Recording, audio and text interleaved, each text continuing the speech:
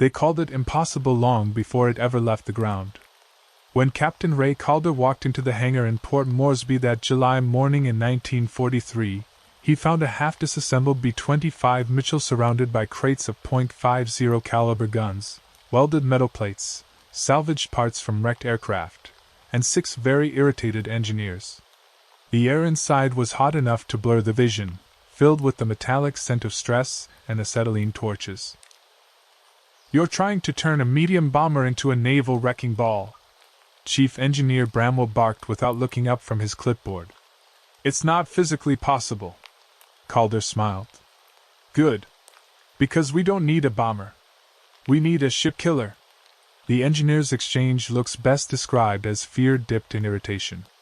The B-25 already had a reputation for versatility, strafing, bombing, reconnaissance, but what Calder demanded was different. He wanted something no manual had ever described and no commander had ever attempted: a low-flying, gun-stuffed monster that could shred Japanese barges, freighters, and troop transports at point-blank range. A machine that could fly straight through hell and come out the other side smoking, rattling, but victorious. His proposal: replace the bombardier's glass nose with steel plates. Install 8 forward-firing .50 caliber guns. Add 4 more in pods along the sides. Reinforce the wings with additional bracing. Strip unnecessary weight. Tune the engines for brutal, short-range acceleration. In total, the B-25 would spit out nearly 100 rounds per second, a floating buzzsaw with wings. Bramwell tossed down his clipboard. "Calder, the recoil alone might rip the nose off." "It won't," Calder answered calmly. "Because you're going to help me build it." It wasn't bravado. Calder had flown more strafing runs than any pilot in the 345th Bomb Group.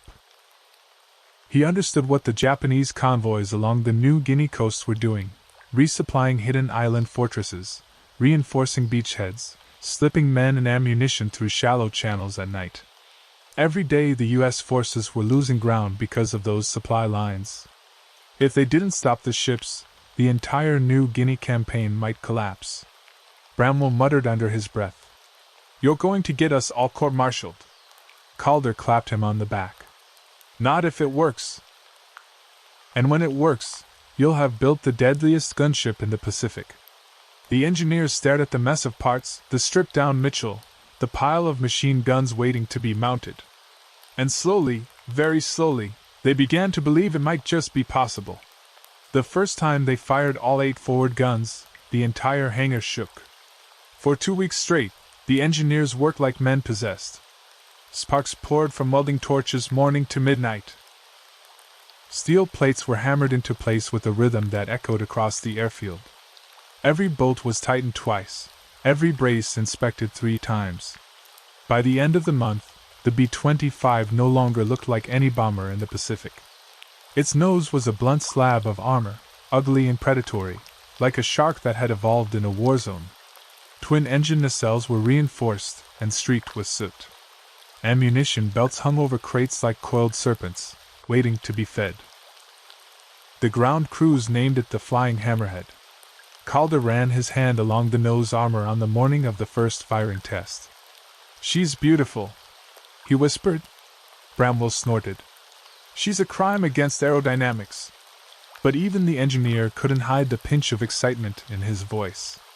They wheeled the aircraft out onto a remote strip surrounded by jungle. Heavy canvas screens were erected behind it to catch ricochets. Everyone wore ear protection.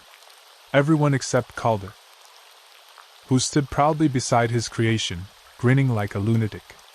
The crew chief yelled, "All clear! Firing in 3! The jungle seemed to hold its breath. 2! Birds scattered from the treetops. 1! Fire! The nose erupted. The 8.50s roared together, a single brutal growl that hammered the air and rattled ribcages. Dust leapt from the ground. Empty shells spilled like brass rain. The recoil shoved the entire aircraft backward several inches, tires digging trenches into the dirt. Calder didn't flinch. Bramwell did. The firing lasted only 4 seconds, long enough to empty half a belt, long enough to convince everyone that they had created something magnificent and terrifying. When the guns finally fell silent, Bramwell staggered forward, wiping gunpowder grit from his glasses. "It didn't tear itself apart," he whispered. Calder winked. "Told you." But as they inspected the nose, Bramwell's excitement faded. "Look at the bracing." The vibrations nearly cracked the forward bulkhead. "So we reinforce it." "That's another 40 pounds. Take 40 from somewhere else. You'll ruin the balance." "Then rebalance it." Bramwell threw his hands up. "You're asking for a miracle." "No," Calder said softly, almost kindly. "I'm asking for a weapon that will change the war." The engineer stared at the plane, bruised, rattled, but intact. Maybe, just maybe, it could be done. Calder wasn't supposed to be in that briefing room. The headquarters tent was packed with maps, radio static, and cigarette smoke thick enough to taste. Officers in khaki leaned over tables cluttered with charts of the Solomon Islands, shipping routes, and red arrows marking Japanese convoys. Major General Harmon glared at him. Calder was still streaked with gun soot from a morning test run, and he looked wildly out of place among the polished boots and clean uniforms. "What is this about a modified Mitchell?" Harmon asked. Colonel Prescott cleared his throat carefully. "Sir, Captain Calder believes he's created a solution to our convoy problem." The room erupted into a choir of scoffs. "Solution? It's a death trap. He gutted the bombardier section? Insanity.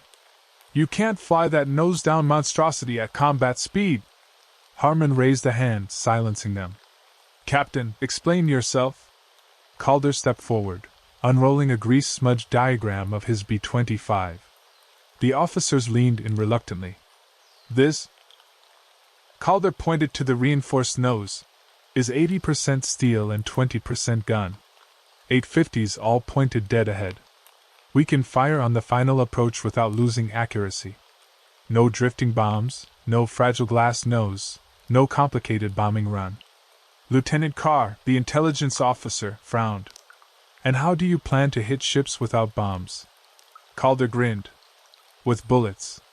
A wave of laughter swept the room. He didn't budge. "Gentlemen," Calder continued calmly, "Japanese transports are lightly armored. Fuel lines, bridge windows, steering gear, all exposed. At 200 knots, 850s will rip through them like tissue. We don't need bombs. We just need to shred critical systems." He slid a photo across the table. A wrecked hulk of a cargo barge they had tested on using an old hulk near the coast. The forward section was perforated, the wheelhouse practically vaporized. The laughter stopped. Prescott stepped beside Calder. "Sir, we've run preliminary tests. The forward firepower is devastating." Harmon stared at the photo. Long seconds passed. "This plane of yours," the general finally said. "It can get close enough without being torn apart?" Calder nodded. "I reinforced everything. The nose can handle incoming fire. She can take a punch." "And the pilot?" Calder shrugged. "We'll find one stupid enough." A few men chuckled nervously. Harmon leaned back, rubbing his temples. He knew he had to decide. Convoys were slipping through their grasp daily, strengthening Japanese positions across the Pacific. Something had to change. "All right, Captain," Harmon said at last. "You'll get one chance. One aircraft. One mission." Prescott tensed. Calder didn't. "When do we leave, sir?" Harmon tapped the map. 3 nights from now. Intelligence reports a 12-ship convoy moving through the Kula Gulf. He looked straight at Calder. "Succeed, and you'll rewrite our playbook. Fail." He didn't finish. He didn't have to. Calder could build the monster. But he needed men willing to fly it. Most pilots took one look at the gun stuff, blunt-nosed B-25, and walked away shaking their heads. The aircraft looked like it belonged in a scrapyard or a nightmare, maybe both. But then came the 3 who didn't blink. First was Lieutenant Sam Sandbar O'Connor, A wiry Irish-American with the grin of a man who had survived too many crashed landings to fear another. He circled the aircraft slowly, tapping the steel nose with his knuckles. "You put this thing together with prayer or duct tape?" "Both," Calder answered. O'Connor's grin widened. "Good. I don't trust planes that start pretty."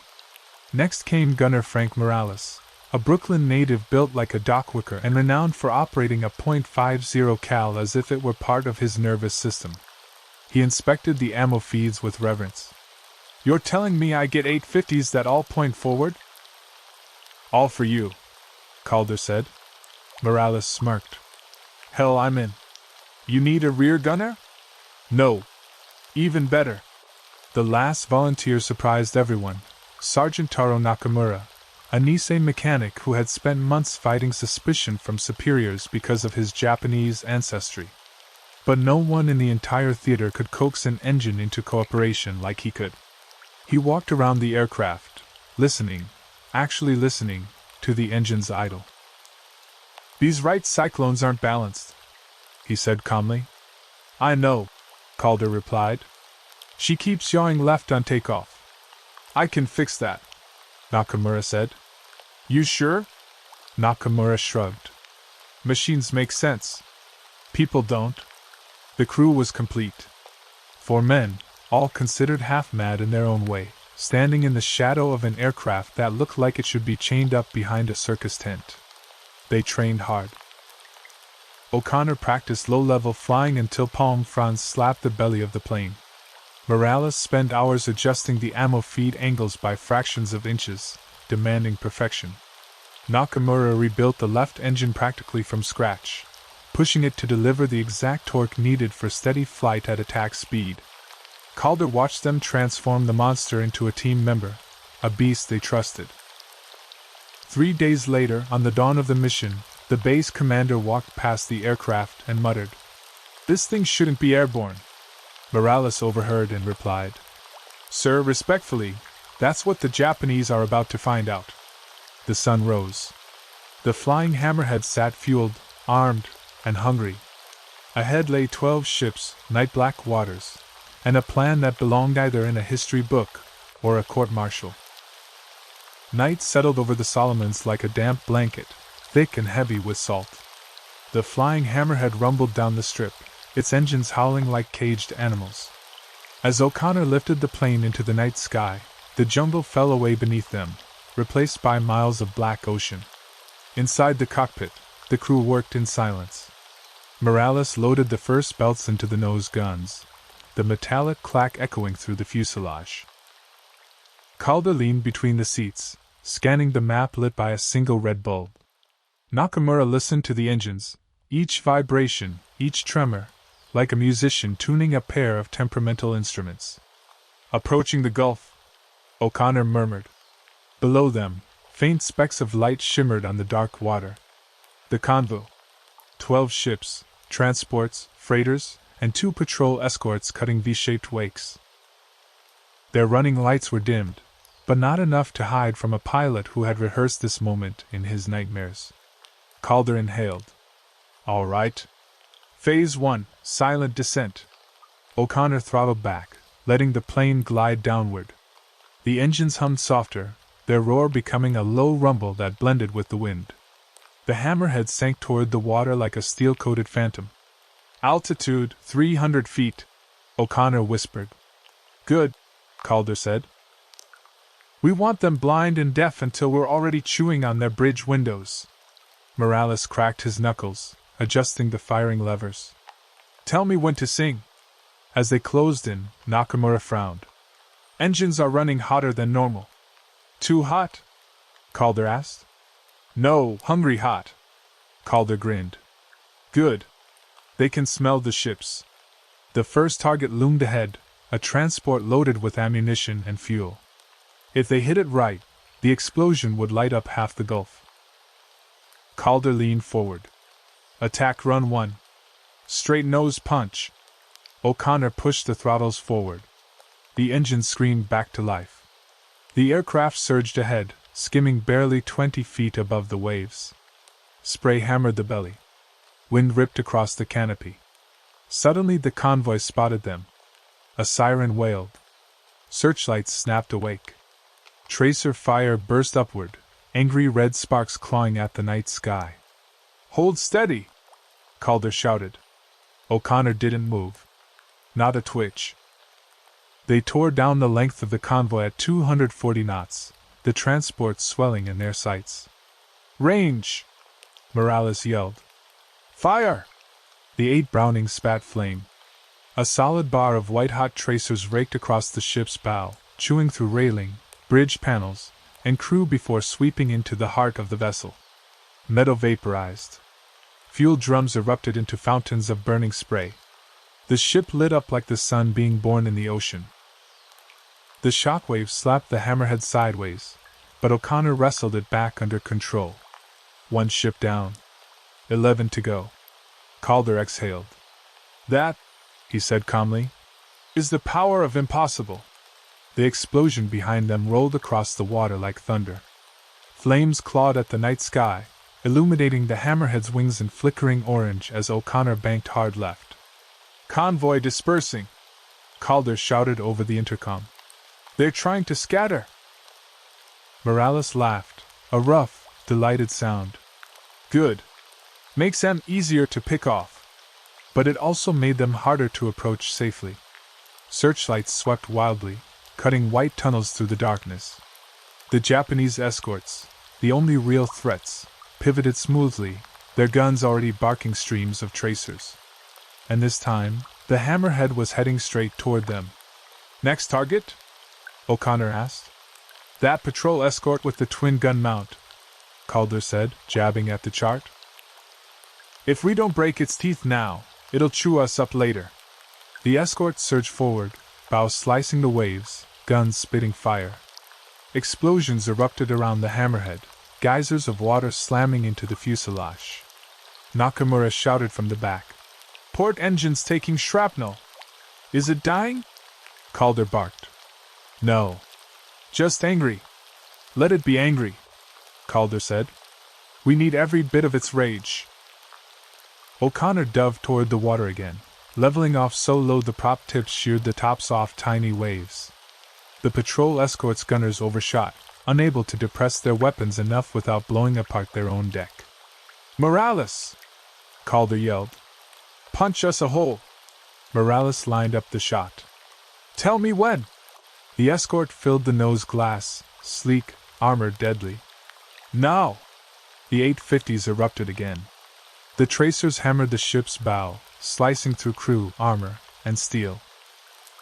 Gun shields disintegrated.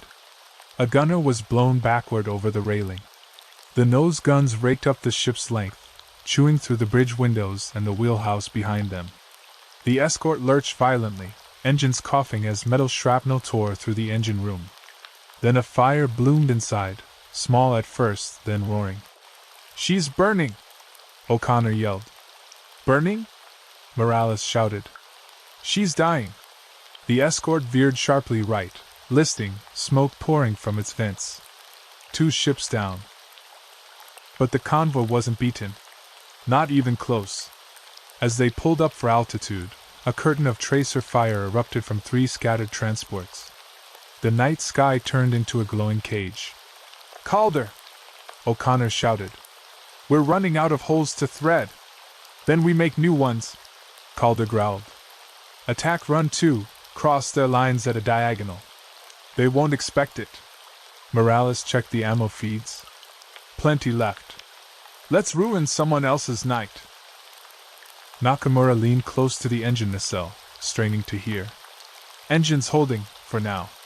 O'Connor wiped sweat from his brow and pushed the throttles forward again. The Hammerhead surged into the storm.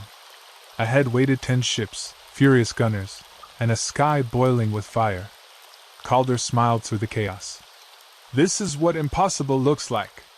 The convoy had fully shattered now, no formation, no discipline, just ships fleeing in desperate zigzags.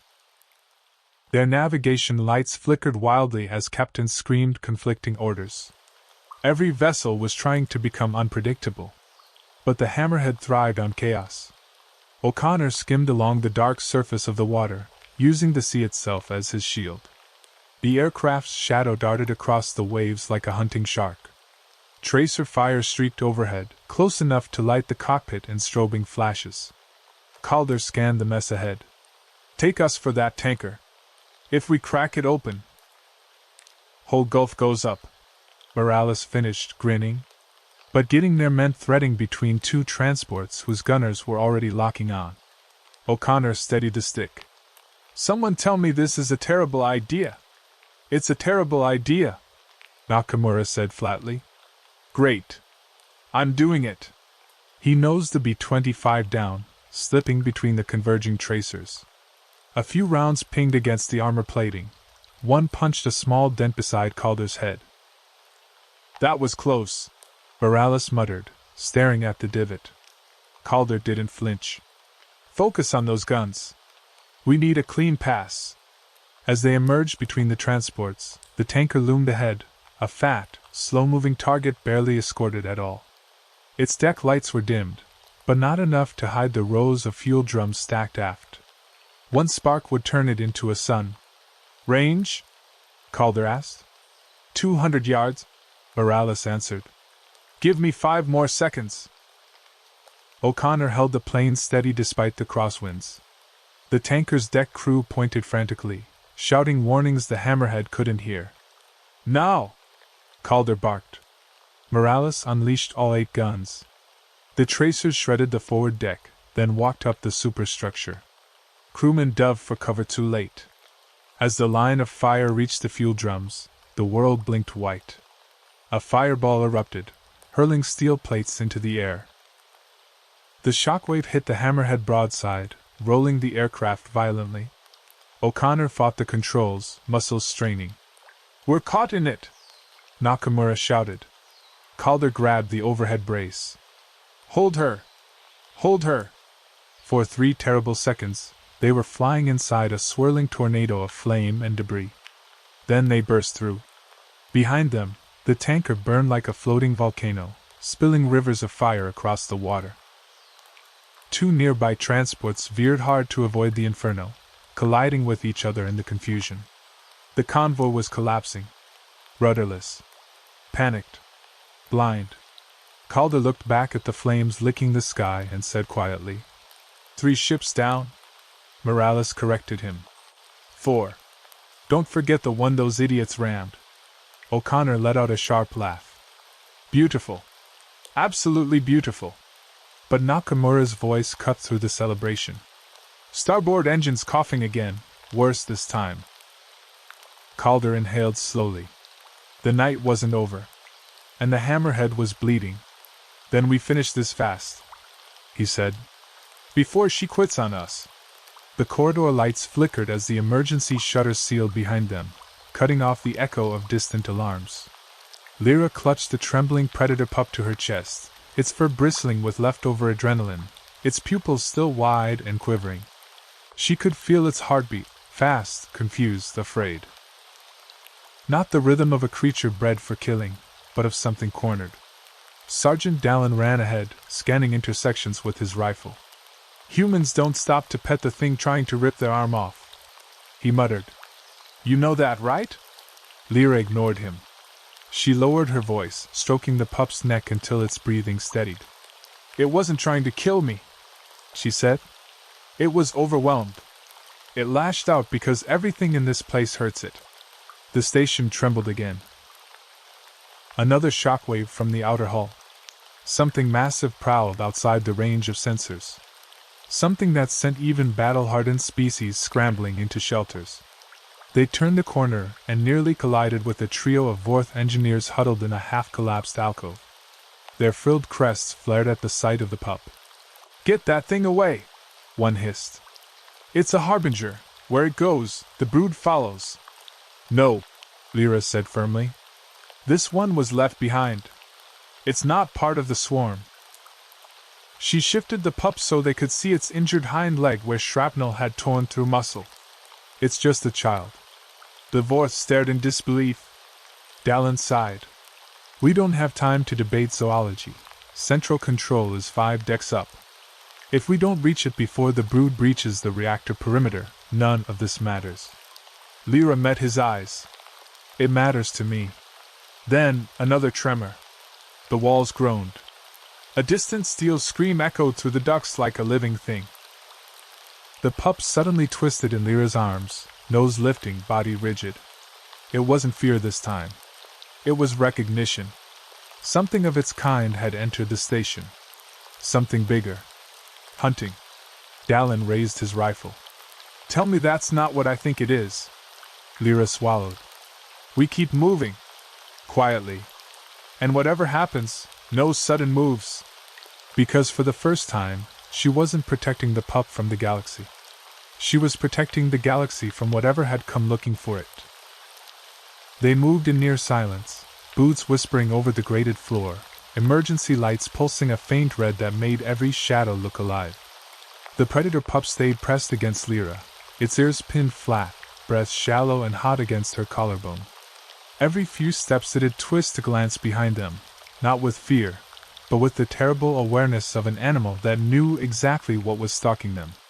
Dallin kept checking his scanner even though it was half-fried. No readings. Whatever's out there is either jamming us or walking between the pings. His voice was low, tight. Which isn't possible unless... It's older, Lyra whispered.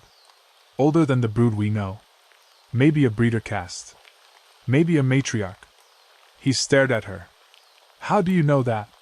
She didn't answer. Because she didn't know, she sensed it. Through the pup. Through the small vibrations in its ribs, the way its claws kept flexing, as if its instincts were trying to grip the air. They reached a vertical transit shaft.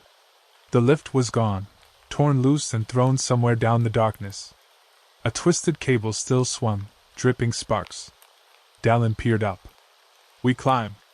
The Vorth engineers exchanged nervous glances but followed when Lyra nodded. She slung the pup over her shoulder with its front paws hooked gently around her jacket. Its tail curled around her spine like a living safety line. They climbed. Halfway up the shaft, the lights cut out entirely. Then came the sound. A single, resonant click, like claws tapping metal, from somewhere far below. Followed by a slow, dragging inhale, as though the darkness itself was breathing them in. The Vorth above Lyra froze. It's in the shaft. Another click. This time closer. No sudden movements, Lyra whispered. If we panic, it will charge. Dallin cursed under his breath. Panicking seems pretty reasonable right now. The pup pressed its muzzle into Lyra's neck and let out the faintest whine. A sound so small it almost wasn't a sound at all. But the answer that rose from the darkness was a deep, guttural trill. A mother calling her young. The Vorth nearly lost their grip. Dallin's knuckles whitened around the rung. Lyra shut her eyes. She knows her pup is here. But she doesn't know we're not hurting it. The trill rose again, vibrating the metal around them. Then something vast began climbing the shaft from below. Fast. Effortless. Unstoppable. Lyra opened her eyes. Climb, she whispered. Now. The metal rung groaned under their weight as Lyra pulled herself and the pup upward. Sparks showered around them from the severed power conduits, each one illuminating the cavernous shaft in fleeting, violent flashes. The Vorth engineers followed, faces pale and eyes wide, while Dallin hauled himself alongside them, every muscle taut, scanning the darkness below. The trill from the creature grew louder, vibrating through the shaft like a subterranean earthquake. Lyra could feel the pup stiffen against her chest, ears pinned flat, pupils wide with recognition and terror. It knew what was coming, an instinct screamed to flee, but there was nowhere to go. A massive shadow appeared below them, gliding silently, unbroken by the sparks or the red emergency lights. Even the hatch above them shuddered as the creature's clawed limbs scraped against the steel walls. The air was thick with ozone and fear. Lyra pressed the pup tighter, whispering calm, soothing words it might not understand but would sense as intention. Almost there, she muttered. Keep going. Dallin's scanner emitted a shrill warning, flashing red, but the signal was weak. The beast moved faster than the instruments could track, a living ghost in the shaft. Every vibration through the steel beneath their feet seemed amplified, like the drumbeat of a predator announcing its presence. A stray claw tore a panel loose above Dallin, raining sparks and jagged metal down. He cursed, swiping it aside just in time, and the pup let out a low growl, tiny but fierce. Lyra looked down just in time to see the shadow twist, a single massive head rising from the gloom, mandibles clicking in hungry anticipation. Her stomach turned. She realized, with cold clarity, that this wasn't just a hunt. It was a test. The pup wasn't the only one learning tonight. "Move!" she hissed, tightening her grip and hoisting herself higher. They reached the first maintenance landing, a narrow platform jutting from the shaft walls. The pup's claws scrabbled against her jacket, trying to stabilize, but Lyra whispered, "Not yet. Just a little higher." Behind them, the predator's trill became a roar, shaking loose cables and tearing steel as it ascended the shaft with impossible speed. Sparks flew, metal groaned, and Lyra's heart pounded like the drum of a war machine.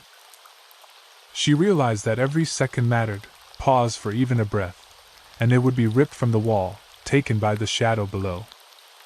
"Almost there, just a few more feet," she urged. The pup's body trembled, but it didn't panic. It knew she could protect it. Together they would reach the upper hatch, if the predator could be outrun, or even better, misled. Lyra took a deep breath, steeling herself. Every step from here on would be decisive. And when they reached the top, nothing in the galaxy would ever make this predator underestimate the small, fearless creatures she protected. By dawn, the Flying Hammerhead had become a ghost to the Japanese convoy. Smoke from the previous night's attack still rose in curling black pillars across the gulf, burning reflections flickering on the water. Calder and his crew circled low, scanning for any remaining targets. Their aircraft rattled with each gust of wind, the reinforced nose plating scorched and pockmarked, but still intact. 12 ships yesterday, 6 today," Morales muttered, checking his belts. "How many left?" Calder studied the chart projected on his knee. 2 escort freighters and 1 supplied barge, heavily laden. They'll try to hide behind the reef near Cape Barracuda. O'Connor glanced out the side window, catching the faint outline of masts through the haze. "There they are. And they're nervous. Look at those smoke trails. They've got half their guns on us already." Calder smiled grimly. "Exactly how I like it. Keep your eyes sharp. We hit them in sequence, and no one leaves." The Hammerhead nosed down into the wind, skimming barely 20 feet above the waves. The first freighter shuddered as the forward guns ripped through the bridge, cutting the wheelhouse in half. Flames erupted from the hull, sending crews scrambling into the water. Tracer rounds hammered the deck and railing, leaving holes where no man could survive. The second freighter turned hard, attempting to flank them, but Calder anticipated the move. "Line them up, Morales. Take the center line." Morales let loose the 50s. Smoke and sparks leapt from the enemy deck.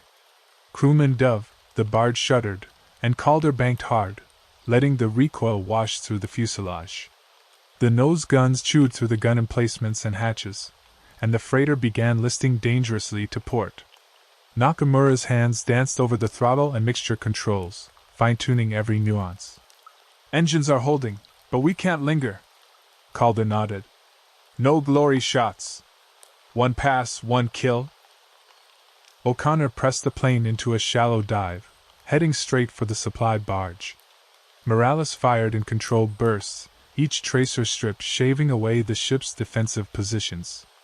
The hull began to ignite, a slow burn feeding off the explosives and fuel drums inside. By the time they banked away, the barge erupted in a towering plume of flame that illuminated the morning sky. 3 ships destroyed in under 5 minutes. Calder exhaled, leaning back for the briefest moment. "Impossible," he muttered under his breath, remembering the engineer's words. "They said it couldn't be done." Morales clapped him on the shoulder. "We just made history." O'Connor laughed, scanning the horizon for any remaining threats.